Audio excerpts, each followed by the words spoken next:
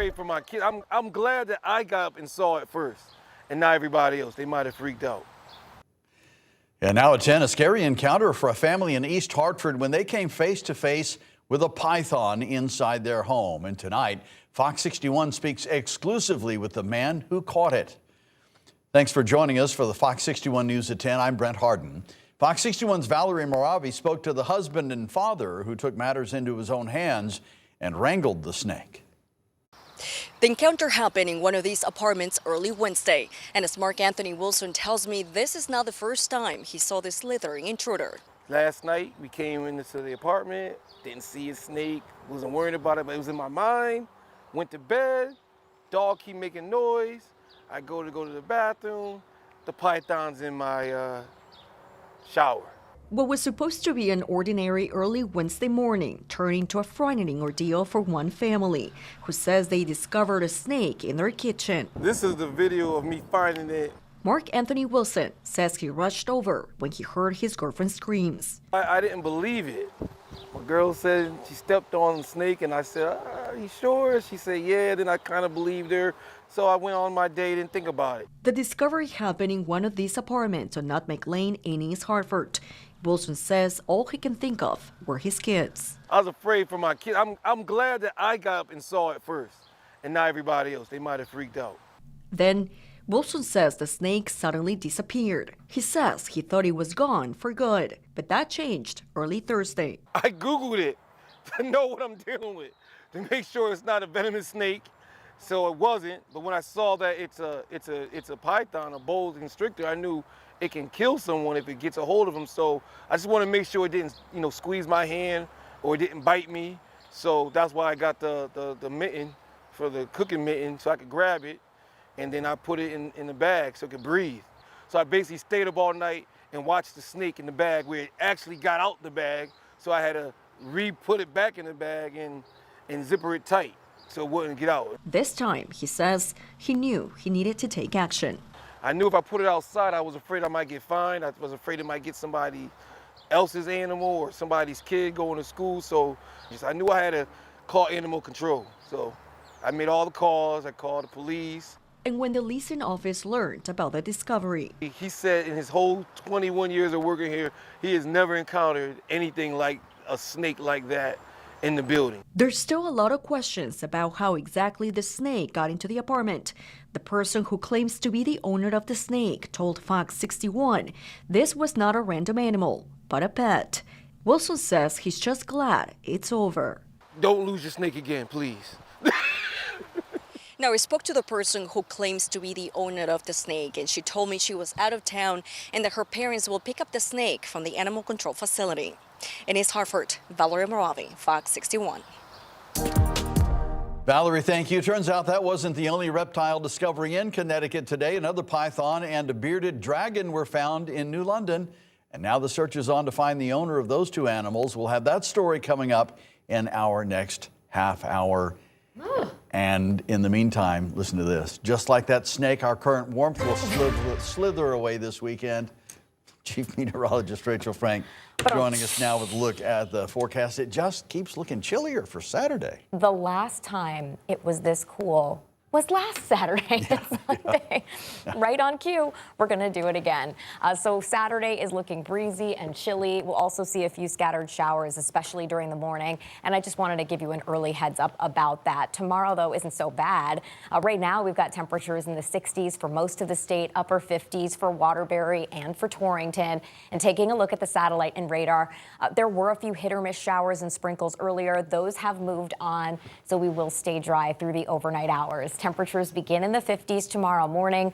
By noon, we're close to 70. We'll see increasing clouds through the afternoon. There is a chance for a late day shower, but a better chance for some scattered showers as we head into Friday evening. And some of those showers will again take us into the start of the weekend. Mid 70s for a high temperature in Southington and Wallingford tomorrow. Low 70s for Mystic, Stonington, and Waterford, and near 70 degrees in Tolland tomorrow. But we're looking at low 70s for Burlington and mid 70s in Avon. We'll talk more about the weekend forecast. That chilly Saturday, unseasonably cool, feeling more like early spring. That's all coming up, Brent. Thank you, Rachel. Tonight, police and OSHA are investigating a man's death after he was pulled into a conveyor belt while on the job today. Fox 61's Kayla Cade has the latest from New Haven. When crews came to 158 Middletown Avenue, they found a 23-year-old man dead. That's according to New Haven Fire Chief Dan Coughlin. He says they received a report of an industrial accident and responded to the scene just before 1 p.m. The man has not been identified. Coughlin says the victim was pulled into a conveyor belt and we were not able to get close to where it happened due to it being private property. Again, this is under investigation and we'll keep you updated as we learn more. In New Haven, Kayla Cade, Fox 61. A former daycare worker accused of sexually assaulting several children at a facility in Avon could face additional charges in the case. It comes as Avon police filed 2 new arrest warrants. Fox 61's Kay Pattyfoot breaks down what we know tonight. Attorney Eric Schoenberg believes there are more victims, and he urges families and employees of Bright Path to come forward with any information. He tells me the parents of the victims are experiencing a wide range of emotions. Anything from simply being stuck, being unable to talk about it, unable to acknowledge it, to anger, to confusion, to hopelessness. And it's tough because they did everything possible to try to protect their children, as I did with my 3 children, who have also all been in daycare and similar facilities.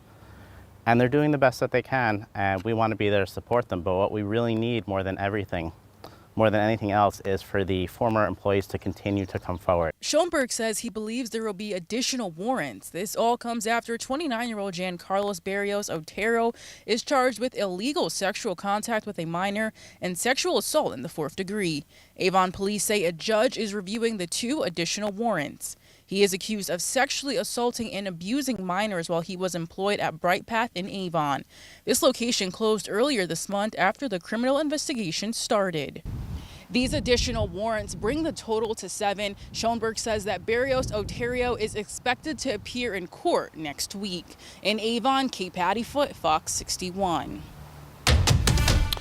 Well, after months of stalled contract negotiations, union workers at the Hartford Doubletree Hotel are preparing to vote on authorizing a strike. Union leaders plan to talk about their contract situation tomorrow afternoon. Governor Ned Lamont and Mayor Arunan Arulampalam plan to attend their news conference.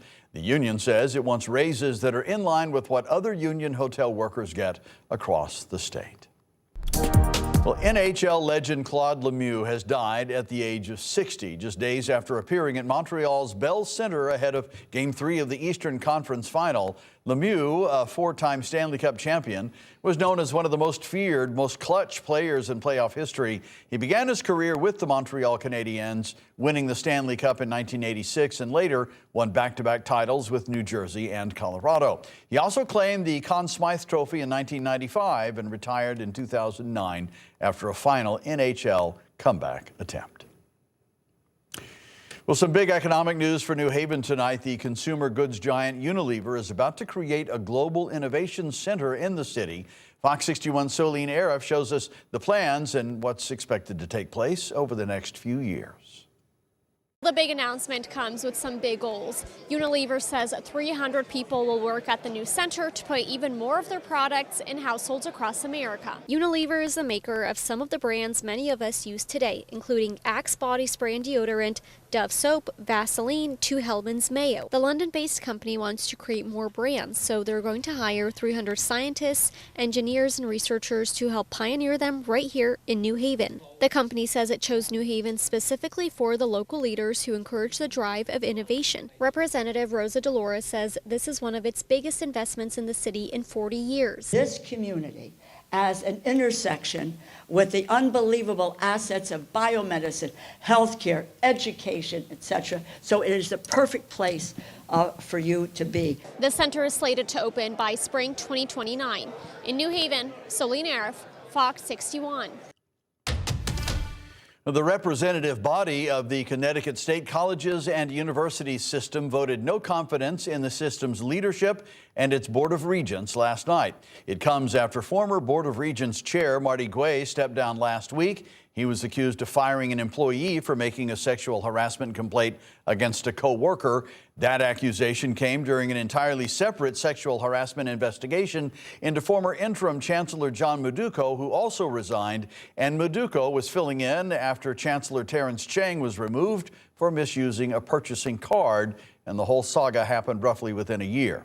Now, last night's no confidence vote doesn't prompt any immediate action. It's just a strong public statement. Governor Ned Lamont appointed Ari Santiago to be the next interim chancellor, while an independent review into Gui and Maduko continues. Now, the CSCU's spokesperson said, quote, importantly, the findings will be made public so that faculty, staff, students, policymakers, and the broader public can receive the transparency they need and deserve.